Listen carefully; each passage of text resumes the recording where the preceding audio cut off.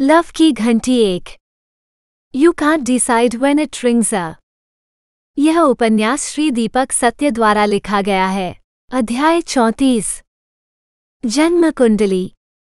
एक तो तदल मानसिक व शारीरिक रूप से थका हुआ था, ऊपर से उसने राजू और ट्रक ड्राइवर को बचाने के लिए अपनी पूरी ताकत झोंक दी थी। ऐसी स्थिति में उसका बेहोश होना बनता था। हुआ भी ठीक यही। राजू को लगा कि उसके पीछे बैठा युवा साधु थककर सो गया है। एहतियातन उसने बाइक संभालकर चलाई। वो कभी भी 40 की स्पीड से ऊपर नहीं गया। 11 बजने में जब 1 मिनट था जब वो हरिद्वार में प्रवेश कर गया। पता नहीं कैसे उसे पता था कि तदल को किस घाट पर जाना है। वो उस दिशा में बढ़ता चला गया। 11:20 हुए थे जब राजू ने युवा साधु को गंगा जी के एक शांत किनारे पर पहुंचा दिया। गंगा जी वेग से बह रही थी मगर किनारे पर उनका वेग कम था। इस घाट को यात्रियों के हिसाब से नहीं बनाया गया था, इसलिए यहाँ पर कुछ लोकल लोगों के अलावा कोई नहीं था। आसपास कोई दुकान या सराय भी नहीं थे, बस कुछ घर थे। गांव वालों के मवेशी भी आसपास घूम रहे थे। पहली बार देखने पर यह सामने गंगा घाट लगता ही नहीं था। राजू वहां पहली बार बिना किसी से रास्ता पूछे आया था, मगर कैसे, यह उसे भी नहीं पता था। हम पहुंच गए बाबा, राजू ने कहा। तदल ने कोई उत्तर नहीं दिया। 3-4 बार आवाज देने पर राजू को समझ आ गई कि युवा साधु बेहोश हो गया है। उसने पास से गुजर रहे 2 बालकों को मदद के लिए पुकारा।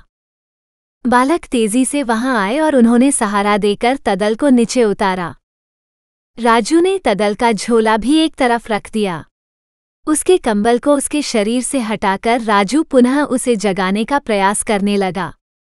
तदल ने कोई प्रतिक्रिया नहीं दी।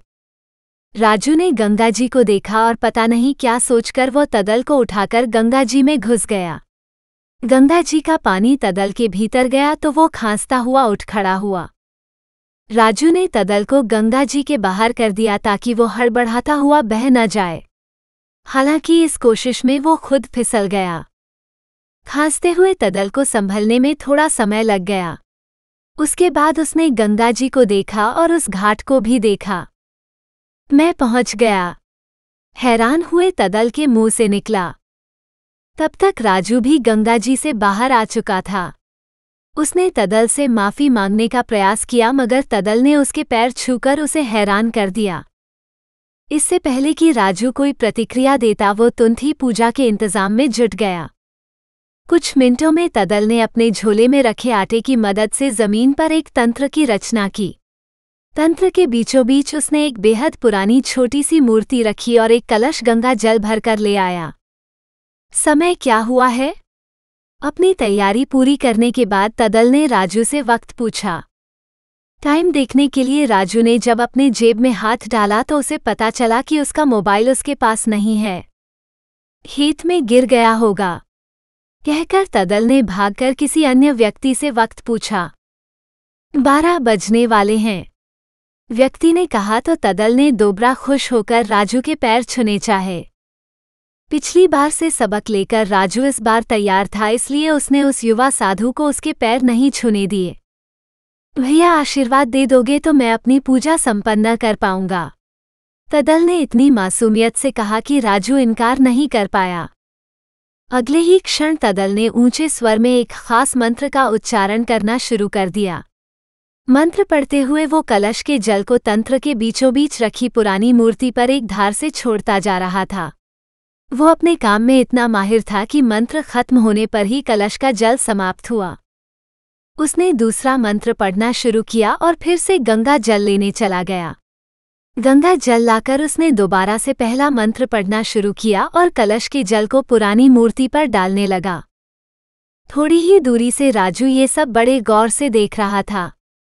पहली नज़र में उसे लगा था कि वो युवा साधु कोई सिद्धि कर रहा था, मगर 5 मिनट बाद उसके कानों में एक पुरुष के रोने चिल्लाने का स्वर गूंजने लगा। राजू को साफ सुनाई दे रहा था कि वो स्वर उस मूर्ति में से आ रहा था। राजू के रोंगटे खड़े हो गए। राजू ने मन में युवा साधु से पूछा कि वो क्या कर रहा है। ठीक उसी वक्त युवा साधु ने चौंक कर राजू की तरफ देखा। अगले ही पल राजू के दिमाग में युवा साधु की आवाज गूंजी। एक नकारात्मक ऊर्जा को गंगा जल की मदद से नष्ट कर रहा हूं। तदल ने अपने मन में जवाब दिया जो राजू को साफ सुनाई दिया। अगले ही पल राजू की आंखों के सामने अंधेरा आ गया। बेहोश होने से पहले उसने देखा कि इस मूर्ति की वजह से एक पूरा गांव शमशान बन गया था। मूर्ति के प्रभाव में आकर गांव वाले आपस में मार काट करते हुए मर गए। मरते हुए भी 3 लोगों ने मूर्ति को हथियाने की कोशिश की थी। जब तदल उस गांव में पहुंचा था तो मूर्ति 3 कंकालों के मध्य पड़ी हुई थी। गंगा जल के छींटे पड़ने से राजू को होश आए। सामने युवा साधु को देखकर राजू घबराकर झटपटाने लगा। सब ठीक है भैया, सब ठीक है, कहकर तदल ने राजू को शांत किया। मैंने कुछ देखा था, राजू बोला। क्या यह मूर्ति आपको पुकार रही थी? तदल ने ऐसे पूछा मानो वो जानता हो कि राजू ने क्या देखा होगा। नहीं, एक पूरे गांव को इस मूर्ति ने अपना गुलाम बनाकर मरवा दिया था, राजू ने कहकर तदल को हैरान होने पर मजबूर कर दिया।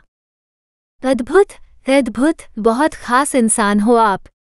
अब समझ आया कि शैतान ने इतनी कम उम्र में आपकी मृत्यु की साजिश क्यों रची? तदल के मुंह से निकला। युवा साधु की बातों का मतलब राजू को समझ में तो नहीं आया, मगर पता नहीं कैसे वो जानता था कि तदल ने बिल्कुल सच कहा था। भगत सिंह, राजगुरु और सुखदेव के बारे में सब जानते हैं, मगर किसी के दिमाग में ये सवाल नहीं आता कि इतनी कम आयु में उन्हें अकाल मृत्यु क्यों मिली। तदल बोला। अकाल मृत्यु मतलब? राजू ने पहला सवाल किया। मानव शरीर की न्यूनतम आयु 120 वर्ष है, अर्थात प्रत्येक मानव का कम से कम 120 वर्ष तक जीवन निश्चित है। उससे पहले यदि कोई मनुष्य मृत्यु पाता है तो उसे अकाल मृत्यु कहते हैं। आपकी भाषा में कहें तो बेमौत मरना या फिर वक्त से पहले मर जाना कहते हैं, तदल ने उत्तर दिया।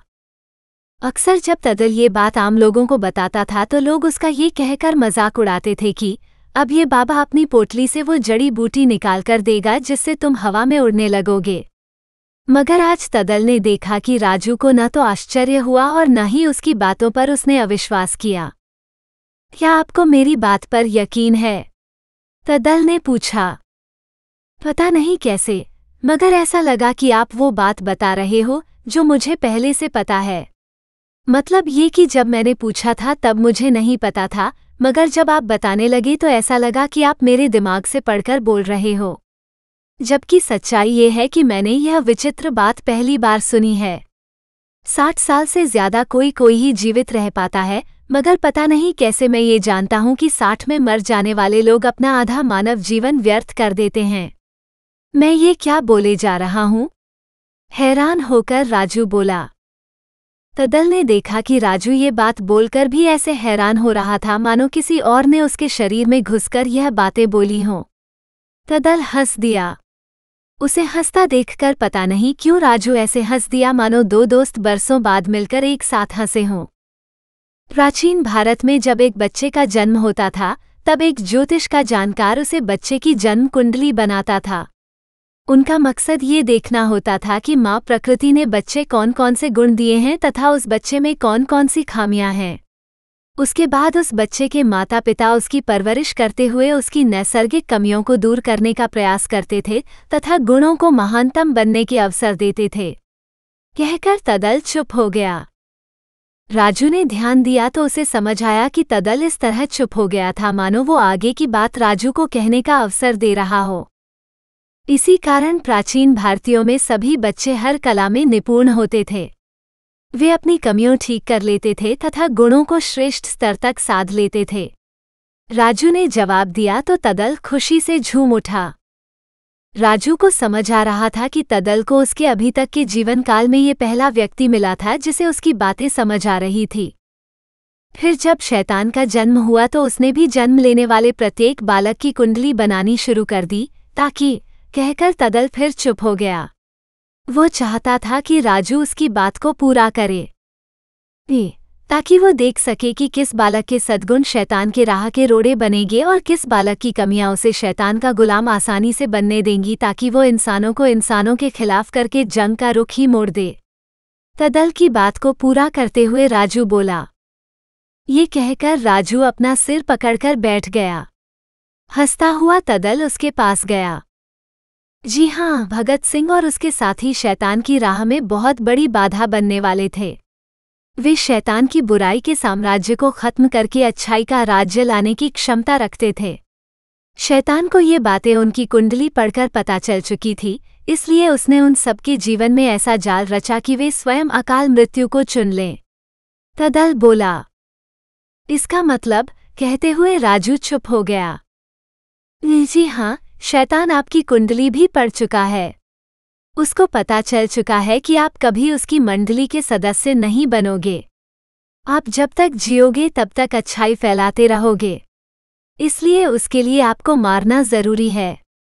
आपके जन्म के बाद से ही उसने आपको मारने के प्रयास शुरू कर दिए होंगे। आपको पता भी नहीं होगा कि शैतान ने आपको मारने के लिए कितने षड्यंत्र रचे होंगे। आज जो हुआ वो भी उसका एक षड्यंत्र ही था। आपको लग रहा होगा कि आप आत्महत्या करने जा रहे थे, जबकि सच ये है कि शैतान ने आपके साथ एक ऐसा खेल खेला है जिसके प्रभाव में आकर आप स्वयं अकाल मृत्यु को प्राप्त करने का प्रयास कर रहे थे। तदल ने अपने मुख से वे शब्द कहे जिन्हें कहने की हिम्मत राजू नहीं कर पाया था।